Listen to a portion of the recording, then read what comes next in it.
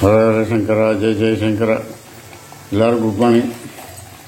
இந்த சாட்டர்டே இன்னைக்கு சாட்டர்டே ஸ்பெஷலாக என்ன பயங்கர மாமி சொல்லுவா, எல்லாம் நோட் பண்ணிக்கணும்.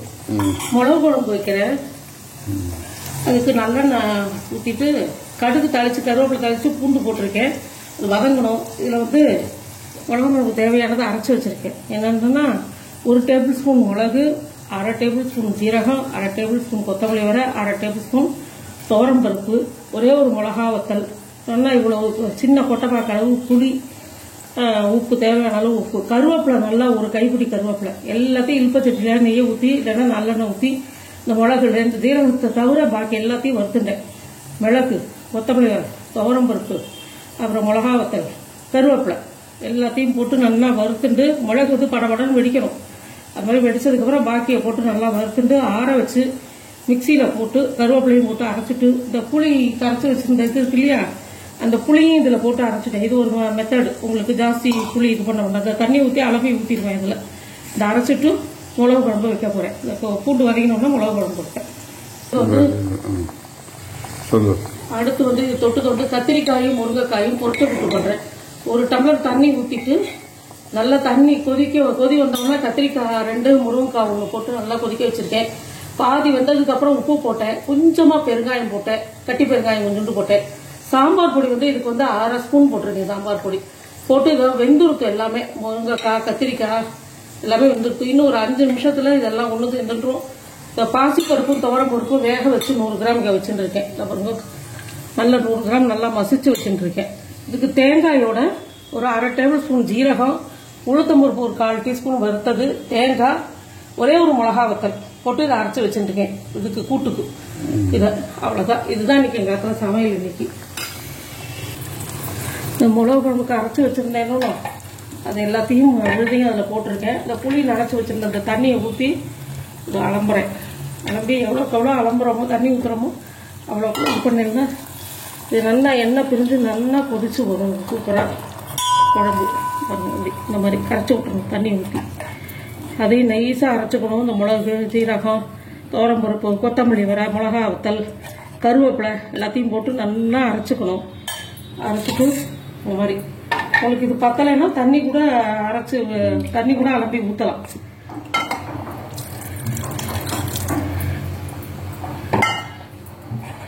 இந்த இது எனக்கு கரெக்டாக இருக்குன்னு தோன்றது. இது மீடியம் ஃப்ளேமில் வச்சு இதை கொதிக்க வச்சுருவேன்.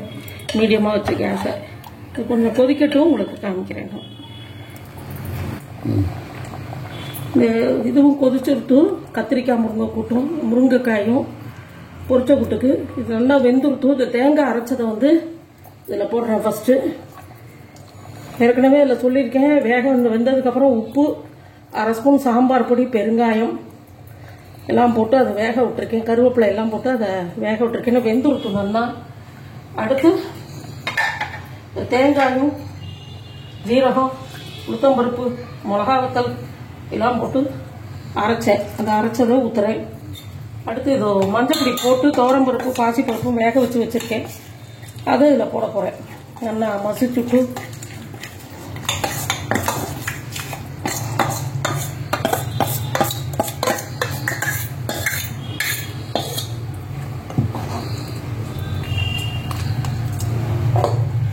வருங்க.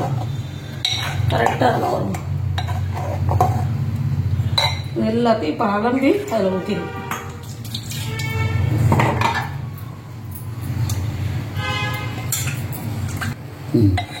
இது கொதி வந்தோடனே ஆஃப் பண்ண வேண்டியதான். தேங்காய் எண்ணெயில் கடுகும் உளுத்தம்பருப்பும் தாளிச்சு போட்டோங்க. இப்போ கொஞ்சம் கேஸை பெருசாக வச்சுக்கலாம். அதுக்கு வந்து நல்லா அலம்பி விட்டு அந்த இதை மிளகு குழம்புக்கு உப்பு போட்டிருக்கேன். தேவையான அளவு உப்பு போட்டிருக்கேன். அதுக்கு பச்சடி நெல்லிக்காய். ஆமாம், நெல்லிக்காய் 2, ஒரு பச்சை மிளகாய், 4 தேங்காய் சில்லு தேங்காய் வச்சு நல்லா மூணு அரைச்சி உப்பு போட்டு தேங்காயை அரைச்சி அதில் தயிர் கலந்து கடுகு தாளிச்சு கொட்டியிருக்கேன். நெல்லிக்காய் பச்சடி ரொம்ப உடம்புக்கு நல்லது. தயிர் பச்சடிக்கு டெய்லி ஒரு நெல்லிக்காய் சாப்பிட சொல்லுவாங்க டாக்டர். ஸோ நெல்லிக்காய் வந்து பார்த்தீங்கன்னாக்கா கேரட் தயிர் பச்சடி பண்ணியிருந்தேன். இன்னைக்கு நெல்லிக்காய் தயிர் பச்சடி. இந்த நெல்லிக்காயை வந்து 2 நெல்லிக்காய் எத்தனை 2 நெல்லிக்காய், ஒரு 2 தேங்காய் சில்லு, ஒரு 1/2 பச்சை மிளகாய், ஒரு 3 சொல்லிட்டேன்னா நெல்லிக்காய், தேங்காய், பச்சை மிளகாய், அவ்வளோதான். இதை போட்டு நல்லா நைஸாக அரைச்சிட்டு மிக்சியில் நல்லா வழுமூணாக அரைச்சிட்டு அதில் தயிர் கலந்து வச்சுட்டு கடுகு தாளிச்சு கொஞ்சோண்டு ஒரு 1/4 ஸ்பூன் கடுகு தாளிச்சு கொட்டியிருக்கேன். அவ்வளோதான். கெட்டி தயிராக கலந்து வச்சிருக்கேன். இது தொட்டுக்கிறதுக்கு ரொம்ப நல்லா இருக்கும். உடம்புக்கு ரொம்ப நல்லது. மாங்காயும் முருங்கைக்காயும் போட்டு வெத்த குழம்பு வச்சு சேப்பங்கிழங்கு ரோஸ்ட் பண்ணேன். நான் காமிக்க முடியல, மாமா வெளியே போயிட்டார். அதனால எனக்கு காமிக்க முடியல ஒண்டியமா. ஏதோ என்னால் முடிஞ்ச வரைக்கும் போடும்போது உங்களுக்கு காமிக்கிறேன். டெய்லி மெனு போட முடியுமான்னு தெரியல. மேக்ஸிமம் முடிஞ்ச வரைக்கும் போடுறேன். நான் கேட்டுட்டு இருக்கா ஒருத்தர் டெய்லி மெனு போடுங்கன்னு சொல்றான். அவன் முடிஞ்ச போது போடுறேன். நான் சனிக்கிழமைக்கு மிளகு ரசம், மிளகு குழம்பு, கண்டாந்தப்புளி ரசம், ஜீராம்பருப்பு ரசம், இந்த மாதிரி வெயிலுக்கு தகுந்த மாதிரி ஜீராம்பருப்பு ரசம் அடிக்கடி வச்சு சாப்பிடலாம். இதுவும் உடம்புக்கு ரொம்ப மருத்துவ குணம் நிறைய இருக்குது. இது உடம்பு வலியெல்லாம் கேட்கும். உடம்புக்கு ரொம்ப நல்லது. இதெல்லாம் செஞ்சு பாருங்க. மிளகு குழம்பு ஆயிடுத்து. கத்திரிக்காய் முருங்கைக்காய் பொரிச்ச போட்டு நெல்லிக்காய் தயிர் பச்சடி. இப்போ இதுதான் இன்னைக்கு பார்த்தீங்கன்னா மாமி சமையல் பண்ணியிருக்கா. எல்லாம் செஞ்சு பாருங்க. செஞ்சு பார்த்துட்டு எல்லாம் லைக் பண்ணுங்க, ஷேர் பண்ணுங்க, விடாமல் சப்ஸ்கிரைப் பண்ணுங்க. Thank you very much. இது காம்பினேஷன் ரொம்ப நல்லா இருக்கும். இந்த மிளகு குழம்பு சாப்பிட்டு உடம்புக்கு ரொம்ப நல்லது. மிளகு குழம்பு குழந்தைகள்லேருந்து வயசான வரைக்கும் எல்லாரும் சாப்பிடலாம்.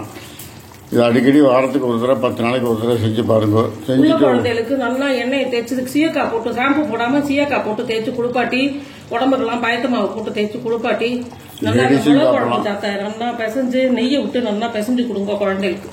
தொட்டுக்கிறதுக்கு பார்த்தீங்கன்னா நெல்லிக்காய் பச்சடியும் ரொம்ப காம்பினேஷன் ரொம்ப ஜோராக இருக்கும். நல்லா தொட்டுக்கிறதுக்கு நெல்லிக்காய் பச்சையாக போட்டு பண்ணியிருக்க நெல்லிக்காய் வருது. அடிக்கடி சேர்த்துக்கோங்க. ஸோ இப்போ பொரிச்ச கொட்டும் பார்த்தீங்கன்னா கத்திரிக்காய் முருங்கைக்காய் பொரிச்ச கொட்டும் இதுவும் உடம்புக்கு காம்பினேஷன் நல்லாயிருக்கும். நல்லது உடம்புக்கு தான். ஸோ அதனால் எல்லோரும் லைக் பண்ணுங்க, ஷேர் பண்ணுங்க, விடாமல் சப்ஸ்கிரைப் பண்ணுங்க. Thank you very much. பாய். மிளகு குழம்பு தண்ணியா கரைச்சி வச்சோம். இந்த பாருங்க எப்படி கெட்டி தண்ணியா கரைச்சி வச்சோம். அப்படியே எண்ணெய் பிரிஞ்சு வந்து நிக்கிறது பாருங்க. ஊத்தி நல்லெண்ணெய் ஓரக்கெல்லாம் வந்து பிரிஞ்சு நிக்கிறது பாருங்க. இதுதான் கணக்கு. சரி. ஸோ எல்லாம் செஞ்சு பாருங்கள். செஞ்சு பார்த்துட்டு லைக் பண்ணுங்கள், ஷேர் பண்ணுங்கள், சப்ஸ்கிரைப் பண்ணுங்கள் விடாமல். Thank you very much. பாய்.